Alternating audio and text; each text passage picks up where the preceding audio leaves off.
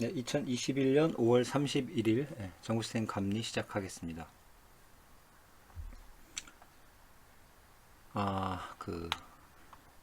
여러분 FP 관련해서 저희가 이제 요구사항이 있는데 그 요구사항을 잘 보시면 이제 단순히 FP에 대한 얘기는 아니고요.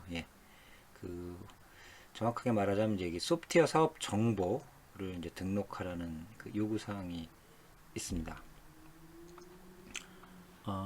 제가 아주 최근에 나온 RFP에서 이 관련해서 어떤 요구사항인지 한번 캡처를 해봤습니다. 네, 뭐 내용이 보시면요. 항상 이제 중요한 게 이게 이제 법적인 근거가 있어야 되겠죠. 뭐 주관기관이나 사업자분들이 이 정보를 등록을 해야 되는 명확한 이유가 있어야 이제 등록을 할 수 있는 거죠. 그래서 이제 어떤 발주기관 분들, 주관기관 분들도 이런 법적 근거에 의해서 RFP에 이런 요구사항을 이제 내시고 계십니다. 근데 보시면 일단 가장 핵심이요. FP가 아니고요. 결국 이제 소프트웨어 사업 정보라는 되게 큰 어떤 개념의 타이틀로 이제 작업을 해야 되고요. 그 이제 과정 중에 이제 그 개발 규모를 알 수 있는 FP를 등록하라는 거죠. 그래서 어떤 분은 이걸 약간 오해하셔서요. 이 소프트웨어 사업 정보가 단순히 FP만 등록하는 걸로 이제 알고 계신 분도 계신데요. 그건 아닙니다. 그리고 이제 보시면 중요한 게 아까처럼 이제 법적 근거라고 했어요. 그래서 여기 보시면 소프트웨어 산업진흥법 제22조에 따라 뭐 어쩌고저쩌고 해야 한다라고 되어 있습니다. 그런데 제가 최근에 한 감리 중에서 저도 이걸 놓치고 있었는데 사업자분께서 PM께서 얘기해 주셨어요. 소프트웨어 산업진흥법 제22조에 가봤더니 이런 내용이 없더라. 그래서 저도 당황했죠. 그래서 찾아봤더니 사업자분 말이 맞으시더라고요. 2020년에 법이 이제 바뀌면서 이 22조는 법의 명칭이 이제 소프트웨어 산업진흥법에서 소프트웨어 진흥법으로 바뀌고 22조의 내용도 다른 거로 바뀌고요. 이 내용은 40조인가요? 이거로 이제 바뀌었습니다. 그래서 우선 그거 이제 바뀐 것부터 한번 확인을 해보도록 하겠습니다. 이게 아직도 이제 RFP가 이렇게 나오고 있고요. 사업자분들도 이거 그대로 카피하셔서 요구사항 정리서에 카피해 놓고 계시기 때문에 일단 여러분들이 혹시 이제 감리 가셔서 아직도 이제 이렇게 나오는 부분이 있으면 이 부분은 이제 물론 이제 RFP는 이미 나왔으니까 뭐 어쩔 수 없고요. 그 사업자분들이 요구사항 정의서에 똑같이 이제 카피해서 넣었으면 그거는 이제 바뀐 법으로 이제 바꿔서 요구사항 정의를 하시라고 말씀드리고 이제 발주처한테도 나중에 다음에 내실 때는 바뀐 법으로 내실 수 있도록 말씀을 해주시면 될 것 같습니다. 한번 볼까요?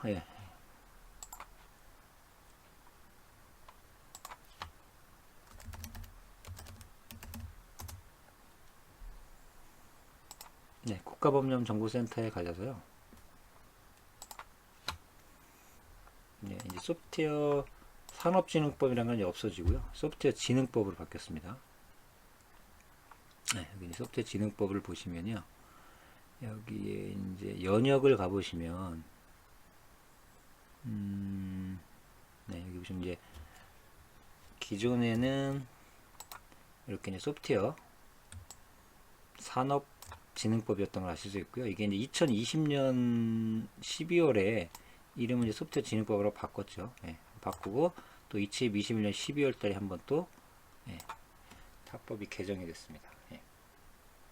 그래서 현재로는 이제 소프트웨어 진흥법이고요. 이렇게 보시면 되겠고요. 이 소프트웨어 산업진흥법일 때 아까 말씀 나온 것처럼 제22조를 한번 가보도록 하겠습니다. 어떤 내용이 있냐면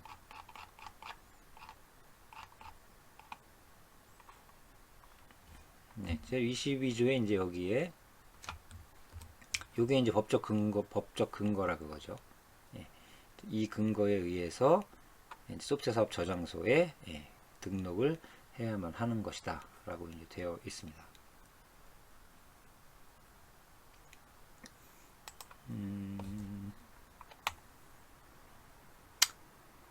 주로 이제 뭐 여러 가지 있고 요 항목들이죠. 예. 뭐 이렇게 요청하면 예, 국가기관장에게 필요한 자료 요청할 수 있고 이제 특별한 이유 없으면 제출해야 된다. 예, 소프트웨어 사업 정보를 뭐 종합적으로 관리하기 위하여 이게 이제 소프트웨어 사업 저장소라고 보시면 되겠습니다. 그래서 이제 22조였고요. 그 지금은 22조가 이제 아니라 보시면 예, 이 소프트웨어 진흥법은 보시면 아마 40 몇 조 겁니다.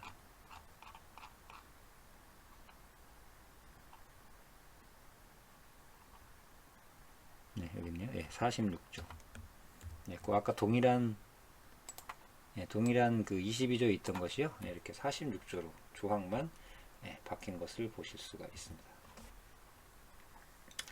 네, 그래서 관련해서 아까도 말씀드렸듯이 이제 이런 좀 보시고요. 이 법이 잘못되어 있는 경우는 예, 여러분들이 이제 개선 권고를 내서 변경할 수 있도록 해주시면 되겠고요. 우상 정의에. 뭐 이제 법이 이렇게 바뀐 거가 이제 업데이트 안 되는 건 비일비재하죠. 제가 이 법적 얘기할 땐 늘 말씀드리지만 그 뭐 보고서나 이런 거 쓰실 때 혹은 사업자가 어떤 요구사항 정의서 어떤 법에 대한 내용을 정했을 때는 한번 꼭 이 나라 법령집에 들어오셔서 혹시 개정이 됐는지 예, 이런 것들 혹은 뭐 폐지됐거나 혹은 뭐 새로 만들었는지 이런 것들을 좀 한 번씩 체크해 보실 필요가 있습니다. 뭐 이렇고요. 그 다음에 소프트웨어 사업 저장소가 이제 실제 가보시면 이제 이거죠. 예, 여기에 이제 가셔서 크게 이제 이것도 약간 예, 가장 큰 프로세스가 이제 결국 이거죠. 주로 이제 5단계가 있다고 보시면 되죠. 6단계 정도 보시면 돼요. 그래서 뭐냐면 일단은 이 주관기관 담당자께서 예, 첫 번째로 여기에 등록을 해 주셔야 돼요. 예, 소프트웨어 사업 정보 사업 정보를 등록해 주셔야 됩니다. 네. 근데 이제 요 등록하기 전에 그 사업자분도 그 등록을 해 놓으셔야 돼요. 예, 그래야만 그 이쪽 주관기관께서 요 사업 정보 등록을 하실 때 우리 이 프로젝트의 뭐 네, 담당자가 그 사업자가 누구다라는 걸 넣어줘야 되기 때문에 첫 번째로는 이 사업자분이 이제 등록을 해놓고요, 회원가입을 해놓고요. 그다음에 이제 주관기관분이 이제 회원가입을 한 다음에 이 사업 정보를 네, 등록을 해주시면 됩니다. 그렇게 한 다음에 이제 세 번째는 그 이 사업자분들이 소위 말하는 그 FP 뭐 등등 해서 예, FP 1차 등록하고요. 이거 사업자분이 하신 겁니다. 예, 그러면 다시 이 주관기관 분들이 이거에 대해서 이제 승인을 해주면 되는 거죠. 예, 이런 거고요. 그럼 다시 이제 사업자분이 FP 마지막 2차 하면 하고요. 그 다음에 예, 주관기관 분들께서 승인 해주시면 됩니다. 예, 그래서 크게 다시 이제 말씀을 드리면 이게 1번이고요. 사업자분이 등록하고 그 다음에 주관기관분이 해주는 2번 그 다음에 예, FP 1차 등록 3번 그 다음에 승인 4번 FP 2차 등록 5번 예, 승인 6번 예, 이렇게 한 5단계로 보시면 될 것 같습니다. 그래서 뭐 이거에 대한 자세한 내용들은요, 여러분 여기 보시면 이제 소프트웨어 사업 등록법이라든가 뭐 발주자분이 하시는 매뉴얼, 수주자분이 하시는 매뉴얼 등등 해서 여기 잘 나와 있으니까요. 이걸 보시면 다시 아까 말씀드린 그 단계별로 확인하실 수가 있고, 마지막으로 하나 더 말씀드리면 이건 잘못 알고 계시는 분들이 계십니다. 이게 소프트웨어 등록 방법을 좀 보시면 그 1차와 2차 등록하는 시기에 대해서 아직도 잘못 알고 계신 분들이 많아요. 그 여기 보시면 네, 이건데요. 그러니까 예전에는 만약에 저희가 프로젝트를 딱 착수해서요, 시작해서 쭉 진행이 돼서 만약에 수적대 종료가 됐다고 판단했을 때 시작은 이제 계약이 완료된 이후 1개월 이내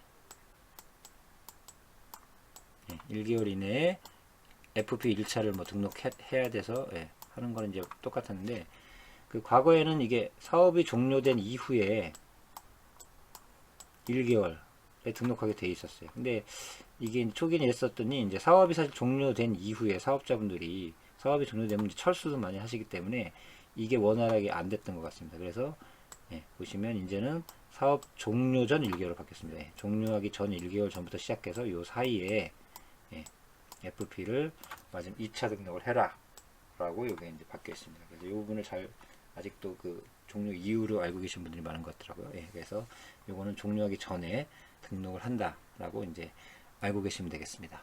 소프트웨어 사업 저장소 이것으로 마치려다가 하나 더 할 얘기가 생겼네요. 이것도 이제 이 소프트웨어 사업 저장소가 그 FP로 한 뭐 사이트만 등록하는 거냐 라고 하시는 분들이 좀 계신데요. 그렇지 않습니다. 여기 보시면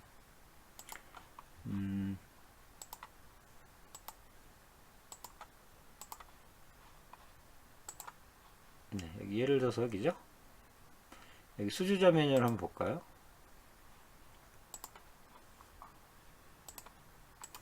그 FP가 없을 때는 소프트웨어 사업 정보만 등록하는 거예요. 그래서 전반적인 소프트웨어 이 사업이 뭐 어떤 거다 그런 것도 정보만 등록하는 거고, 이제 FP가 있는 데는 FP까지 등록을 하는 거죠.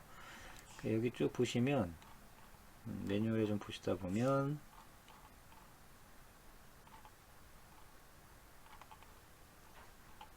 어디 있을까요?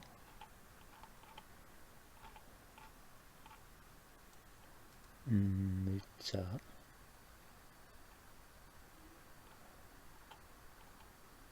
그렇죠. 여기 이제 여기 사업 계약 정보를 그렇죠. 등록하실 때 여기 보시면 이렇게 산출물 유형을 등록하실 때 있죠. 그래서 여기 보면 유형을 등록하고 여기 있네요. 여기 보시면 비용 산정 방식을 넣게 되어 있습니다. 그래서 여기 보시면 물론 FP를 한 곳은 여기서 이제 소프트웨어 사업 대가 가이드 중에서 기능 점수라고 체크를 하시겠죠. 이게 또 이게 멀티로 하게 돼 있잖아요. 체크박스. 그래서 만약에 FP를 안 한 분들은 이걸 체크 안 하고요. 그냥 뭐 이런 거죠.